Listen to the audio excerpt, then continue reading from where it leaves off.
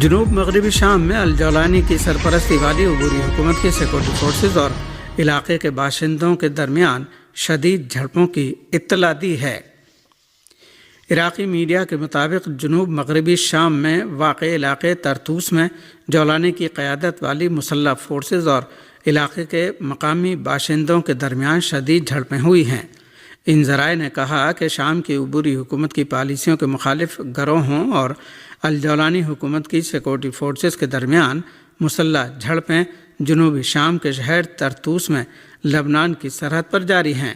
شامی میڈیا کے مطابق عبوری حکومت کی سیکورٹی فورسز نے لاذقیہ کے مضافات میں واقع علوی آبادی والے شہر کرداہا میں جو حافظ الاسد کی جائے پیدائش ہے مکانات کو نظر آتش کر دیا۔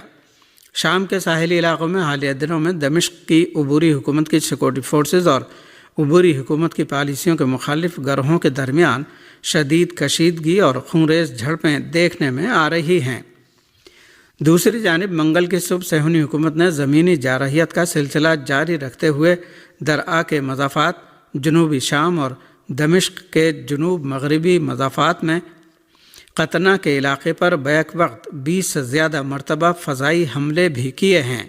اسرائیلی فوج نے جبل الشیخ کی پہاڑیوں سمیت اسٹریٹجک مقامات پر بھی کنٹرول حاصل کر لیا ہے اور جنوب مغربی شام کے صوبہ قنیطرہ میں اپنی فوج کی تعیناتی کا دائرہ وسیع کر رہی ہے۔ اسد حکومت کے خاتمے کے بعد سے اسرائیلی فوج نے مقبوضہ جولان کی پہاڑیوں اور سرزمین شام کے درمیان بفر زون کو عبور کیا ہے اور درا اور قنیطرہ صوبوں میں جولان کی پہاڑیوں کے قریبی علاقوں پر اپنا قبضہ جاری رکھا ہوا ہے۔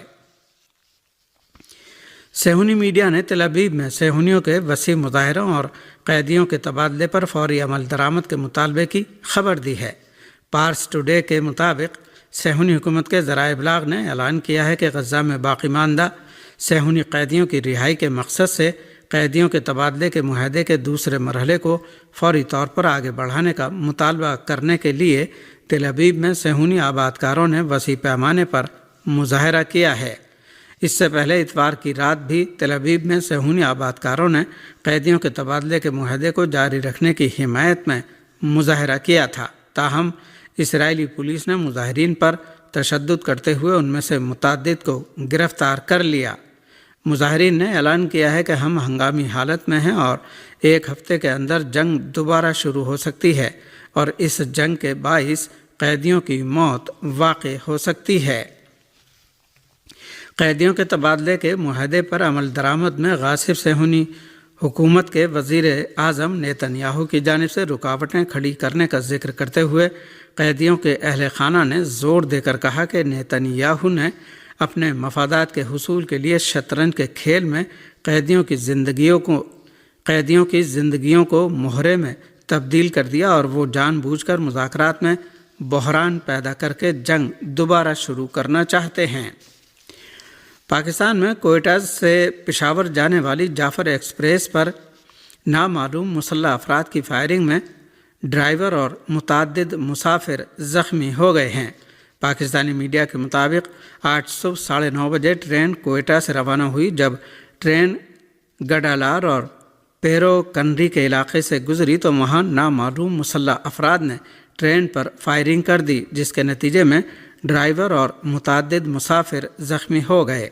عینی شاہدین اور لیوی ذرائع کے مطابق مچھ کی پہاڑیوں کے درمیان یہ واقعہ پیش آیا ہے اور ٹنل کے اندر جعفر ایکسپریس کو روک دیا گیا ہے، جبکہ مسلح افراد نے مسافروں کو یرغمال بنا لیا ہے۔ ریلوے پولیس نے واقعے کی تصدیق کرتے ہوئے کہا ہے کہ ریل وہیں روک دی گئی ہے۔ ریل میں کم از کم 600 سے 700 مسافر سوار ہیں۔ کئی مسافروں کے زخمی ہونے کی بھی اطلاعات ہیں، تاہم تصدیق کا عمل جاری ہے۔ ڈی ایس ریلوے کے پی آر او کے مطابق تمام اسپتالوں میں ایمرجنسی نافذ کر دی گئی ہے۔ سبی سے ایمبولینسیں جائے وقوع روانہ کر دی گئی ہیں۔ سیکورٹی فورسز کے ذرائع کے مطابق یہ مچھ کی پہاڑیوں کا درمیانی علاقہ ہے جس کا سیکورٹی فورسز نے محاصرہ کر لیا ہے اور کلیئرنس آپریشن جاری ہے۔ اقوام متحدہ میں پاکستان کے مستقل مندوب منیر اکرم نے کہا ہے کہ کالعدم تحریک طالبان پاکستان TTP افغانستان میں سرگرم سب سے بڑی دہشت گرد تنظیم ہے اور محفوظ سرحدی پناہ گاہوں سے پاکستان پر حملے کرتی ہے۔ کابل حکام ان حملوں کی سرپرستی کر رہے ہیں۔ سلامتی کونسل سے خطاب میں منیر اکرم نے دعویٰ کیا کہ افغانستان میں 20 دہشت گرد تنظیمیں فعال ہیں۔ کالعدم BLA CPEC کو سبوتاژ کرنے کی کوشش کر رہی ہے اور شواہد ہیں کہ افغان حکام ان حملوں کی سرپرستی کر رہے ہیں۔ انہوں نے کہا کہ کالعدم TTP 6000 جنگجوؤں کے ساتھ سب سے بڑی دہشت گرد تنظیم ہے جو افغانستان سے آپریٹ کر رہی ہے۔ ان کی پاک افغان سرحد پر محفوظ پناہ گاہیں موجود ہیں جہاں سے اس نے پاکستانی سرزمین پر فوجیوں، عام شہریوں اور اداروں پر کئی حملے کیے ہیں جن میں سینکڑوں افراد جان سے گئے۔ انہوں نے دعویٰ کیا کہ کابل حکام TTP کے حملوں سے واقف اور سرحد پار حملوں کی ان کی مدد کر رہی ہے۔ TTP افغانستان میں BLA اور مجید بریگیڈ جیسی دیگر دہشت گرد تنظیموں کے ساتھ کام کر رہی ہے جن کا کام پاکستان میں عدم استحکام پیدا کرنا اور پاک چین اقتصادی تعاون کو سبوتاژ کرنا ہے۔ PTI اور جمعیت علماء اسلام کے قائدین کے درمیان مذاکرات کے لیے ہونے والی ملاقات میں رابطے جاری رکھنے پر اتفاق کیا گیا ہے۔ پاکستان تحریک انصاف اور جمعیت علماء اسلام کے رہنماؤں کے درمیان اہم اجلاس ہوا جس کے بعد مشترکہ اعلامیہ جاری کیا گیا۔ اعلامیہ کے مطابق ملاقات میں بانی PTI اور مولانا فضل الرحمان سے مشاورت کے بعد اسی ماہ حتمی لائحہ عمل عوام کے سامنے لانے پر اتفاق کیا گیا۔ دونوں سیاسی جماعتوں کے رہنماؤں نے اس بات کا بھی جائزہ لیا کہ دونوں جماعتیں مستقبل میں کیسے ایک دوسرے کے ساتھ چل سکتی ہیں۔ اس سلسلے میں مشترکہ لائحہ عمل اختیار کرنے پر غور بھی کیا گیا۔ اجلاس میں اس بات پر اتفاق ہوا کہ جو پیش رفت ہوئی ہے اس پر بانی PTI اور مولانا فضل الرحمان کی حتمی رائے لینے کے بعد رمضان کے دوران مشترکہ لائحہ عمل عوام کے سامنے پیش کیا جائے گا۔ ہندوستان کی پارلیمنٹ کے ایوان بالا راجیہ سبھا میں اپوزیشن ارکان نے ووٹروں کے ڈپلیکیٹ EPIC نمبر اور نئی حلقہ بندی کے عمل پر تشویش کا اظہار کرتے ہوئے اس سلسلے میں حکومتی اقدامات پر شدید ہنگامہ کیا جس کے سبب ایوان کی کارروائی ملتوی کرنی پڑی۔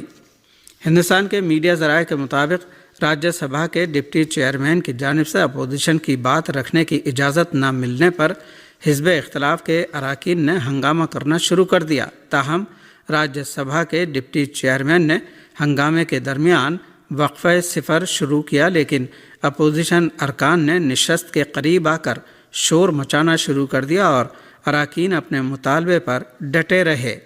اپوزیشن ارکان یہ مطالبہ بھی کر رہے تھے کہ حزب اختلاف کے لیڈر کو اپنا موقف پیش کرنے کا موقع دیا جائے۔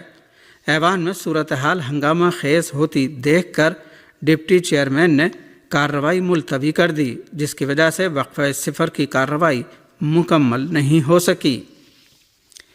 واضح رہے کہ حد بندیوں کے عمل اور 3 زبانوں کے فارمولے کے خلاف احتجاج میں جنوب کے ارکان پارلیمان آج کالے کرتے پہن کر ایوان میں آئے تھے۔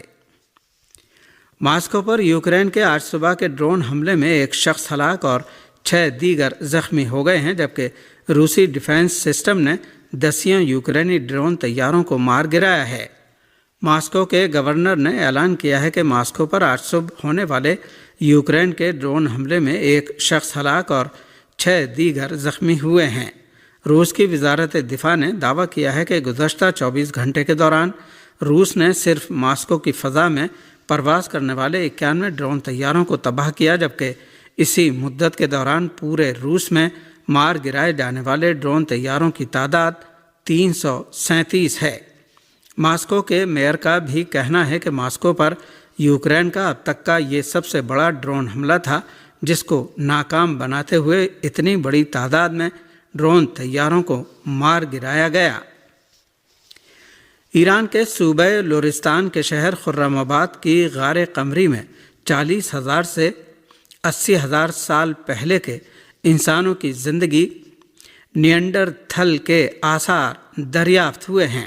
ایران کے صوبہ لورستان کے محکمہ سیاحت و ثقافتی میراث کے ڈائریکٹر جنرل عطا حسن پور نے بتایا کہ خرم آباد کی غار قمری میں آثار قدیمہ کی تحقیقات کے دوران 40,000 سال سے 80,000 سال پہلے کے انسانوں کی سکونت کے اہم آثار دریافت ہوئے ہیں۔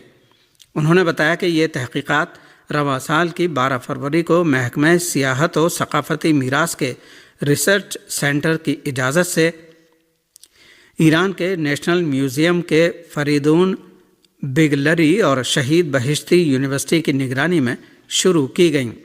ایران کے صوبہ لورستان کے محکمہ سیاحت و ثقافتی میراث کے ڈائریکٹر جنرل نے بتایا کہ غار قمری میں تحقیقات کے دوران پتھروں کے دور سے تاریخی ادوار تک کے بہت ہی قیمتی آثار دریافت ہوئے ہیں اور اسی